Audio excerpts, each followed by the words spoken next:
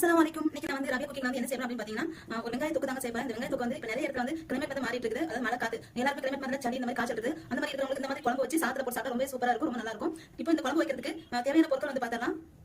நான் வந்து சின்ன வெங்காயம் வந்து 100 கிராம் எடுத்துக்கேன். இந்த சின்ன வெங்காயம் 100 பொடியா நறுக்கி வச்சிருக்கேன். அடுத்து இதுல ஒரு 10-12 பல்லு பூண்டு அதே சேர்த்து நறுக்கி வச்சிருக்கேன். அடுத்து கொஞ்சம் கருவேப்பிலை எடுத்துக்கேன். அடுத்து ஒரு நெல்லிக்காய் சைஸ் புளி வந்து நல்லா கரைச்சு வச்சிருக்கேன்.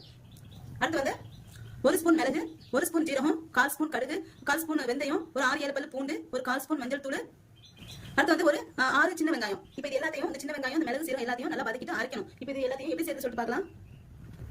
இப்போ நான் வந்து ஒரு பேன் வச்சிருக்கேன். இது காஞ்சதுக்கு அப்புறம் இது கொஞ்சம் எண்ணெய் ஊத்திக்கிறேன். இந்த எண்ணெய் காஞ்சதுக்கு அப்புறம் இதுல மிளகு, சீரகம், வெந்தயம், கடுகு இது எல்லாத்தையும் நல்லா பொரிஞ்சுக்கணும். இது வந்து